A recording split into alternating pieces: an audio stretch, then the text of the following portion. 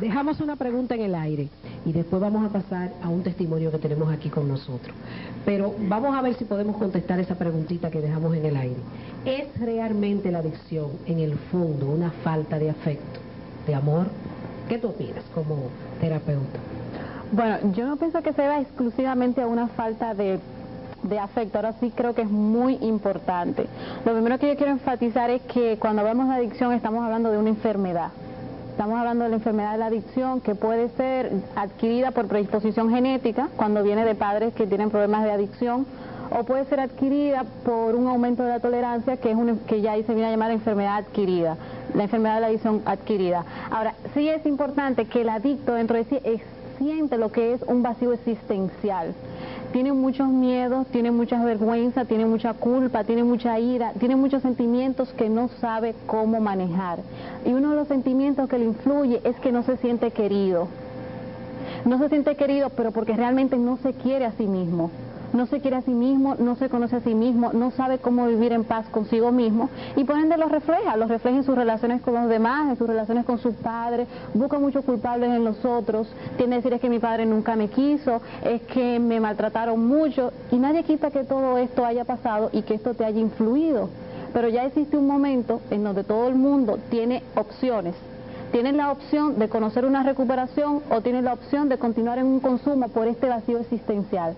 Yo creo que todos los seres humanos de una u otra manera tendemos a tener en algún momento esta especie de vacío, esta especie de que nos falta algo, esta especie de que queremos que nos quieran, pero no necesariamente tenemos por qué llenarlo con droga. Podemos buscar otras formas, como es el amor a nosotros mismos, que es la manera de manejar positivamente lo que es este vacío existencial o esta falta de amor que sentimos.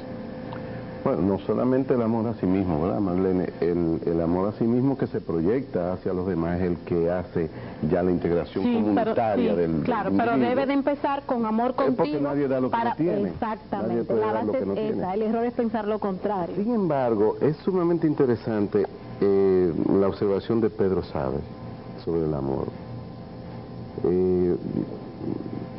Yo tengo 30 años viviendo entre adictos, como médico y como psiquiatra, y he sido parte de los principales grupos que tratan adictos en el país, comenzando por Hogar Crea, que trabajé un año con ellos, Alcohólicos Anónimos, que he pasado la vida dentro de ellos, Narcóticos Anónimos, que formé el primer grupo en el país, Fénix, he sido colaborador en las terapias de grupo, Casa Abierta, he sido disertante, es decir, no hay una sola organización importante que trate problemas de adicciones como Ascaí, por ejemplo. Yo soy el director clínico, que en estos 30 años yo no haya estado presente. Y esta observación de Pedro Salas me hizo a mí retrotraerme a todo ese tránsito por Estados Unidos, por Europa, por la República Dominicana, y de verdad que en el fondo hay una distorsión del amor. El adicto, la persona que va a ser adicto, tiende a ser solitario, tiende a vibrar menos con las muestras de afecto, porque demanda más. No es porque no la siente, es que demanda más. Y así tú ves, por ejemplo, que decimos siempre, no, la familia disfuncional, no, porque tal. Sí, pero también he vivido familias que no son disfuncionales, que de 4 hijos hay uno que sale adicto. Entonces, ¿y por qué? ¿Y por qué? Porque se tiene más demandas afectivas. No es que no se le dan, es que él pide más. Entonces, ahí tú ves que aparte de toda esa gama que ha citado Marlene, de factores multifactorial, la causa de las adicciones, incluyo ahora la de la herencia.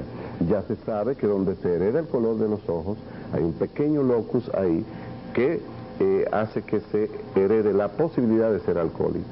Es decir, que lo hereditario. ¿Y cuál es la recomendación del terapeuta? En toda familia donde se presenta una adicción, inmediatamente dice, los hermanos, los hijos de esa persona no usen drogas, ni usen alcohol, ni usen ninguna sustancia adictiva. ¿Por qué? Porque puede producirse la adicción a partir de esa base genética. Ahora bien, y se sigue avanzando día por día en la genética de las adicciones. Ahora bien, hay adicciones que no son a sustancias, como mencionábamos hace un rato, al sexo, al deporte, a la comida. La comida. Es sumamente difícil el tratamiento de una adicción a la comida. Y ahí en la comida, sobre todo en mujeres, tú encuentras unos valores afectivos, que es lo que señalaba Pedro Chávez, unos valores afectivos, donde la imagen de la mujer, su autoestima, se ve lesionada por su impulso de ir a la nevera a comer. Entonces, es difícil. Decimos, bueno, el médico puede ayudar. Sí, el médico puede desintoxicar, pero ya luego el médico no tiene gran cosa que hacer con los adictos. Hay que trabajar con la familia y hay que trabajar con él. Y además, por el hecho de que es un problema humano, corresponde mucho a separar del impulso de embriaguez al ser humano grupos humanos. Ahí por eso el éxito de Narcóticos Anónimos, de Alcohólicos Anónimos. Pares. Exacto. De eso vamos a hablar la semana que viene. Eso es lo que hace el éxito de esos grupos. Claro.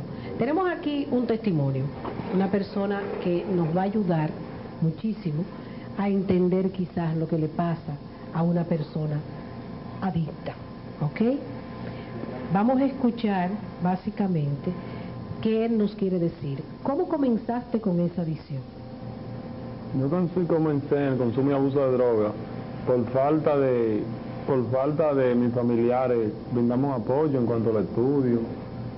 Era una persona muy tímida también, que para yo expresarme a otra persona no sentía como esta fuerza de expresarme a esa persona. Entonces ya cuando empecé a consumir, fui influenciado, pero sí quería probar el consumo y abuso de droga. Empecé el consumo de marihuana. Entonces, a la medida que transcurre el tiempo, uno empieza a experimentar experiencias psicológicas como en forma de seguir evadiendo su propia realidad. Entonces me metí al consumo del crack, que esa fue la que me destruyó, que me conllevó a hablar mentiras, que me conllevó a enfermar a mi niña, que me conllevó a robarle a mi esposa, a mis familiares, que me conllevó a andar semanas sucio en la calle. Hasta hoy día, que hoy en día me encuentro en tratamiento, superándome para no volver a caer al consumo y abuso de droga. Marlene, ¿quieres preguntarle algo? ¿Qué te hizo ver que necesitabas ayuda? ¿Qué me hizo ver que necesitaba ayuda? Lo que me hizo ver que yo necesitaba ayuda es porque cuando una persona es joven, más cuando es joven, tienen que entender que no puede morir siendo adicto. Tienen que entender de que él no puede morir en el consumo y abuso de droga, de que él también puede ser un ejemplo para la comunidad, porque hay ocasiones que las personas de la comunidad nos rechazan. ¿Por qué? Porque somos personas adictos, porque éramos adictos, y no debería ser así. Cada persona debería de pensar de que como ser humano cualquiera comete un error. Un joven que se encuentra en tratamiento o una joven que se encuentra en tratamiento debería ser aceptado no tanto por las personas de la comunidad, también por sus familiares, porque vemos personas que estamos en tratamiento y todavía teniendo cierto tiempo dentro del proceso, no somos aceptados por las personas de la comunidad como tanto de nuestros familiares. Sí. Hay una cosa que a mí me interesa, un momentito, y es que se sigue, señores, viendo al adicto o a la persona que padece una adicción, como, sobre todo si es a drogas ilegales, como un problema legal, policial y no un problema psicológico.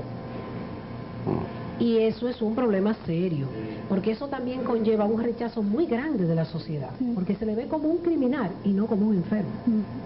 ¿Okay? Hay esa problemática del enfoque que se debe hacer de la persona, pero él ha dicho algo sumamente interesante. En Narcóticos Anónimos y en otros grupos de tratamiento hablamos de tocar fondo. Es decir, la pregunta que le hacía Marlene era ver en qué nivel él tocó fondo.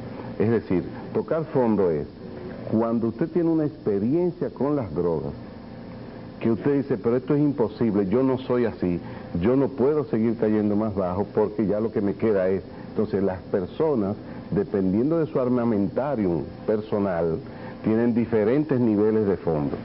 Puede ser fondo para una persona el ir detenido a un destacamento, pero posiblemente para otra persona eso no sea fondo. Y necesite verse al borde de la muerte en un accidente y diga, no, pues yo no puedo seguir bebiendo o usando esta sustancia o haciendo esto. Por ejemplo, en el juego, cuando una persona dice, bueno, pero es que ya yo he perdido un dinero que yo jamás voy a poder pagar. Y entonces ahí se va un grupo de autoayuda y empieza una recuperación.